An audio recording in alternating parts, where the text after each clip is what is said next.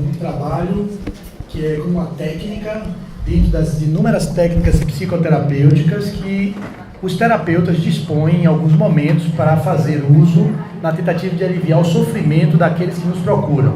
Exemplos de terapeutas de regressão: Alberto Almeida, médico, homeopata, terapeuta de regressão a vivências passadas; Alírio Cerqueira Filho, médico, também terapeuta de regressão a vivências passadas; André Luiz Peixinho, presidente da Federação Espírita, fez a formação com Roger Huger, terapeuta de regressão a vivências passadas, em alguns momentos ele usa na terapia; Ruth Brasil Mesquita também utiliza; Flávio Santos também, eu já tenho informações de alguns pacientes que eu tenho enviado para ele, também usa em alguns momentos a terapia regressiva a vivências passadas. E o termo vivências passadas, não necessariamente você tem que ir a uma vida passada. Vivência passada, você pode ir ao turno anterior, pode ter ido à infância, pode ir à adolescência, você pode ir à vida intrauterina, ou você pode, depender do inconsciente do outro, ser levado a uma vida pregressa. E quem faz isso não é o terapeuta, é a própria pessoa que permite a liberalização de conteúdos que estão reprimidos no inconsciente, que às vezes não estão resolvidos e estão trazendo transtorno na vida atual. Então, sim, a terapia regressiva pode ajudar muitos casos de depressão e transtorno de ansiedade, quando a pessoa, num processo terapêutico, se ela não tem respostas com as utilizações de técnicas as mais variadas, que podem ser as que é conhecida classicamente, a terapia cognitivo comportamental, a psicanálise, as terapias, a gestalt terapia e outras terapêuticas que os terapeutas dispõem. E no momento específico ele pode fazer uso dessa ferramenta assim, acessando conteúdos que não estão resolvidos, a gente tem informações que são veladas.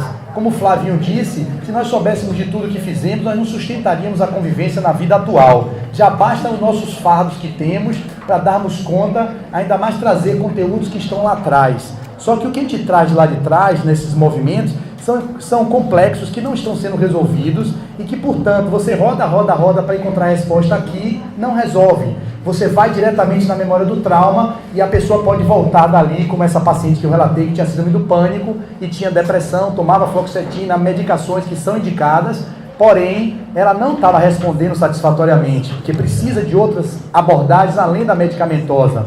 A psicoterapia convencional e, de vez em quando, o uso de uma ferramenta que vá direto e acesse o trauma. Então, é possível, sim, utilizando-se a terapia regressiva, resolver traumas que estão presos a uma memória de culpa, que está ligada a um ato delituoso lá atrás e que a pessoa não ressignifica e fica martelando o juízo dela, martelando, e ela acessando aquilo, ela passa a se autoconhecer. Para finalizar, a terapia regressiva, então, portanto, é uma terapia de autoconhecimento, que não está dentro do espiritismo, mas que muitos espíritas renomados utilizam-se dessa ferramenta em alguns momentos no processo terapêutico.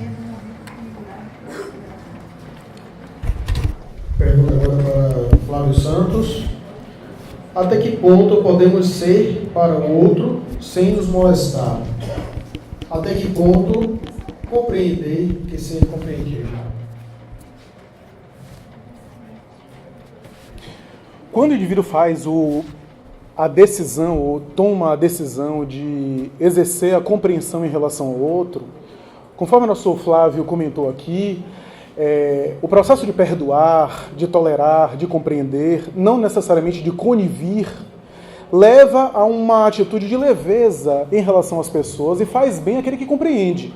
Porque se eu for incompreensível em relação às falhas alheias, serei eu que me torno uma pessoa que fico aborrecida comigo e com o meu próximo. Então o fato de eu exercer tolerância, perdão, compreensão em relação ao meu próximo, deveria levar a um processo de bem-estar e não um processo de moléstia, como é colocado aqui. Se você está se atormentando, está sofrendo, você não está sofrendo por compreender, mas está sofrendo porque você espera uma outra atitude da pessoa. Você compreende, mas não aceita. Então, é essa diferença que é preciso ser feita.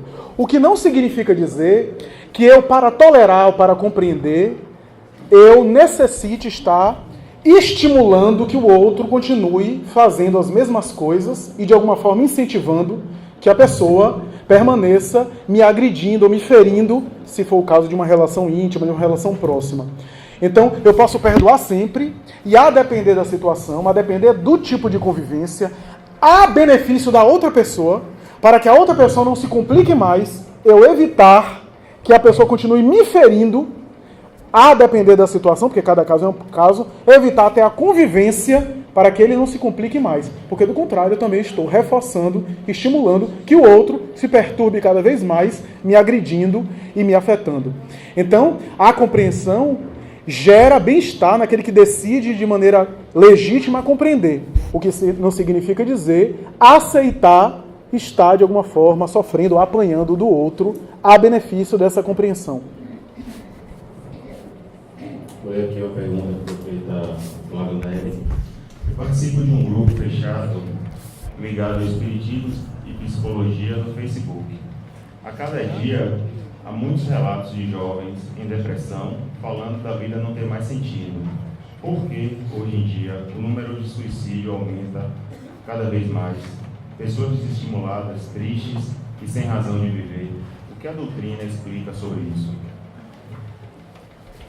A perda do sentido existencial. Nós vivemos num mundo que é pautado no materialismo e que os valores que são pautados no materialismo levam as pessoas a acreditarem que vão encontrar felicidade na aquisição e na posse de bens materiais. E como foi citado por Flávio também, a partir do momento que a gente começa a adquirir tantas coisas e ver que a nossa alma não se preenche de um sentido e de uma alegria de viver, vêm as frustrações e as decepções. É verdade que os jovens de hoje que reencarnam, eles já foram adultos no passado e que estão passando pela infância e às vezes pela adolescência e às vezes acessam a própria condição interna que já trazem de experiências pregressas e que às vezes são contatos com a própria consciência, repito, de culpa do passado delituoso, de iniquidades e de dores.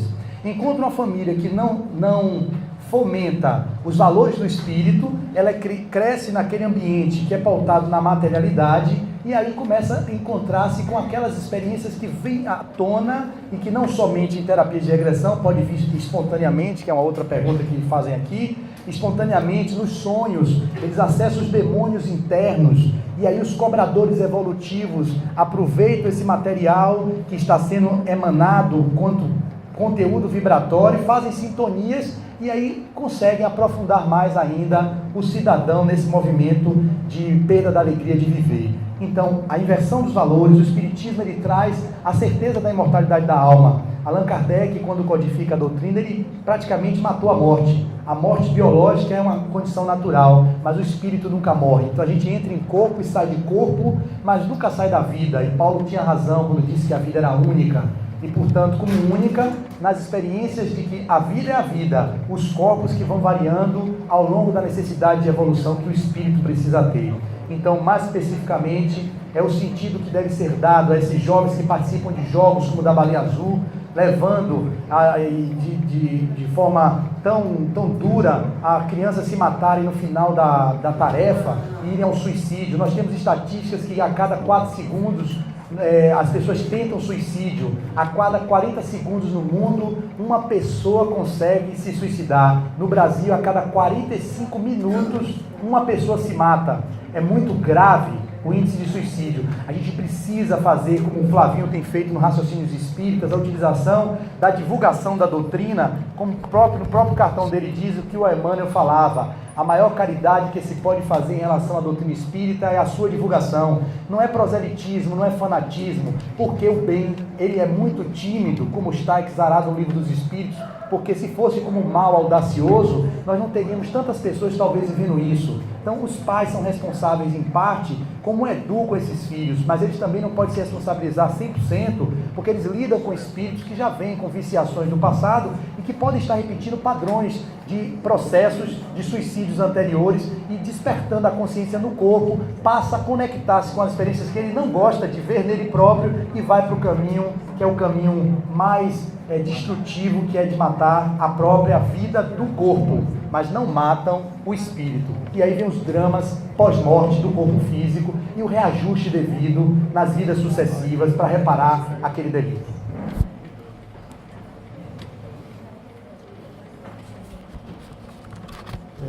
Uma pergunta agora para o Flávio Santos. Na frase de Jesus aos fariseus, destas pedras, Deus, ó Pai, pode fazer surgir filho a Abraão. Assim, para aqui. Qual é o significado para a vida? Eu estava pensando aqui nessa pergunta, como viver, tudo indica, se não me falha a memória, eu tenho até a Bíblia de Jerusalém aqui, mas acabei não abrindo a Bíblia de Jerusalém, que é uma reunião de vários teólogos que fazem considerações sobre passagens bíblicas. E embora eu não esteja totalmente com a memória recordando a sutileza dessa passagem, essa frase não foi de Jesus, foi de João Batista. João Batista se refere ao povo de Israel e faz uma alusão que, segundo os teólogos da Bíblia de Jerusalém, é uma espécie de trocadilho. Pedras, no idioma hebraico, pedras, me parece que tem a mesma expressão, não vou me lembrar agora o termo, mas me parece que tem uma expressão muito semelhante a hebreu. Então é como se estivesse brincando, né, dos hebreus, filhos de Deus, resulta pedra. E das pedras, Deus gera filhos. É uma espécie de trocadilho poético, como, aliás, o idioma hebreu, que é o idioma oriental, costuma brincar em vários momentos assim. Nós vemos, por exemplo, Jesus fazer vários trocadilhos em várias passagens dele, fazendo essa alusão. O Evangelho de João é rico disso, né? Por exemplo, no diálogo dele com Nicodemo, já citei aqui em palestra, em determinado momento ele diz, naquele capítulo 3, versículo 1 a 12, com Nicodemos: em verdade vos digo, é necessário nascer de novo, da água e do Espírito. O que nasce da carne é carne, o que nasce do Espírito é Espírito, o Espírito sopra aonde quer. A expressão Espírito, que foi traduzida ao português por Espírito, no idioma grego, nos textos mais antigos gregos, está pneuma.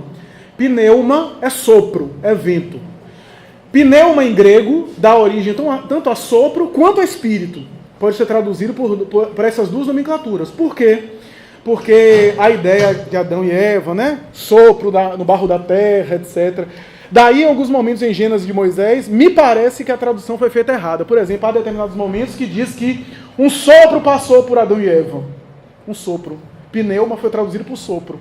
Que talvez foi um ser espiritual, uma entidade. Nessa colocação de Jesus, o Espírito sopra onde quer. Se a gente fosse ao pé da letra traduzir para o português, o correto seria traduzir vento. Porque Espírito não sopra, é vento que sopra. Só que aí perderia a linguagem poética. Jesus quis brincar com uma expressão em grego que significa duas coisas, dizendo o Espírito sopra onde quer. Como ele costumava dizer, eu sou o pão da vida. Muita gente não sabe que Bethlehem, a cidade onde ele nasceu, significa padaria, ou casa do pão. Eu sou o pão da vida, ele estava brincando com o local de origem dele, que ele nasceu na padaria. Então ele era o pão da vida, no sentido de nascido na padaria, na casa do pão, mas ele era também um pão da vida, simbolicamente falando. Zaqueu, a salvação, hoje, acaba de entrar na sua casa. Yahshua, em hebraico, significa salvação. O nome de Jesus é salvação. Então quando ele diz, Zaqueu, a salvação acaba de entrar hoje na sua casa, que salvação? Ele, que era a salvação, ou a salvação de Deus? Os dois. Então, em muitos momentos, ele brinca com esse diálogo poético, esse trocadilho, né, que era muito da mentalidade do hebreu. Nós agradecemos aos amigos Flávio Santos e Flávio Neri. Pedimos desculpas a vocês, mas nosso amigo Flávio Santos vai ter que se ausentar daqui a pouco, então a gente vai ter que interromper aqui essa parte do seminário com as perguntas e respostas. Flávio Neri, achei até surpreso aqui, confirmei com ele se era isso mesmo que ele queria. Ele disse que eu poderia passar o telefone que tem o WhatsApp dele aqui para vocês. Então, quem tem pergunta não respondida, quiser interagir com ele, o número é 999-45-1466. Repetindo. Você me autorizou a fazer isso, correto? Todos são mexendo nisso. O número 99945-1466 e me chame no Facebook, porque eu quero chegar a 5 mil amigos. Eu quero ter 1 milhão de amigos, lá no Facebook é 5 mil, eu só tenho 3 mil. Pode me chamar Flávio Neri de Azevedo. Agora botem no inbox, sou eu que estava no seminário do Irmã Sheila. Porque eu não adiciono ninguém se não sei de onde é. Eu faço questão de ter relacionamento, eu gosto de gente, eu gosto de pessoas. Então é óbvio que não vou responder na velocidade que vocês gostariam. Mas à medida que vocês vão mandando, sem estresse, eu vou responder sim. O Flávio também responde tudo, fica lá de madrugada e ele Eu gostaria de agradecer, né, agradecer de maneira penhorada aos amigos que organizaram esse evento, parabenizar a todos, ao nosso Armando pela música, pela sensibilidade artística, ao nosso Luiz, ao nosso Milane, à nossa Vivian aqui presentes, em nome de quem eu tenho saúdo e cumprimento, parabenizando toda a direção dessa casa, cumprimentar os meus amigos aqui de mesa, cumprimentar o nosso Tom aqui presente, que eu tive a oportunidade de conhecer hoje, eu ouvia falar, mas não o conhecia, um grande prazer, uma grande alegria conhecê-lo, um trabalhador dessa casa. Cumprimentar a todos aqueles que estão nos acompanhando pela internet e que nos acompanharam, cumprimentar a todos aqui, sem cuja presença seria impossível esse momento aqui. Dizer que é uma grata satisfação estar dividindo esse trabalho com você, Flávio. Eu o conheci na Federação Espírita do Estado da Bahia, por volta de 2012, 2013, por aí. Nós conversamos de maneira muito animada e eu nunca mais esqueci aquele contato. Você compartilhou um monte de coisa comigo, suas experiências com peixinho naquela época, e aquilo me marcou profundamente. Depois a gente se viu em um outro momento, né, no elevador de seu prédio, na residência do meu pai. Na residência do meu pai. E hoje eu tenho a grata satisfação de dividir um trabalho com você. Para mim, e você deve viver algo parecido, que a gente fica pregando e às vezes expondo, e às vezes não, muitas vezes com um tempo exíguo, tendo dificuldades às vezes de ouvir outros irmãos que nos iluminam.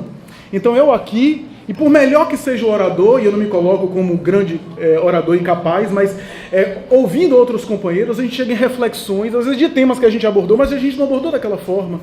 Então às vezes me ilumina eu ouvir a abordagem dele, e como eu falei, que pese todo o estilo invulgar, né, de comover o público, de sensibilizar, de captar com o jeito jovial dele, tem muitos conceitos doutrinários e conteúdos doutrinários, disse isso a ele pessoalmente, por detrás que ele passa de uma maneira que a gente nem percebe e a gente vai internalizando. Conteúdos da doutrina corretos, conceitos da evolução, da reforma moral, conceitos, né, da transformação de comportamento, sem necessariamente anunciar, sem necessariamente dizer o que é de uma sofisticação e de uma sabedoria, né? Então, peço licença para dizer isso, porque eu me iluminei muito com o seu comentário, com o seu discurso, aprendi muito e fico muito feliz por isso, né? Gostaria de agradecer a todos vocês, né?